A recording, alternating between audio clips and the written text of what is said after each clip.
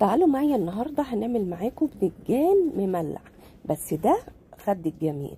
خد الجميل يعني ايه؟ هو ده بقى عندنا الخد الجميل، جميل جدا وطعمه بيبقى رهيب وحكايه. في اي حاجه تعمليه بدنجان محشي، تعمليه مخلل، اي حاجه تعمليه تلاقيه شغال معاكي وزي الفل وطعمه رهيب جدا. تعالوا بصوا بقى كده معايا وهو بيغلي على النار.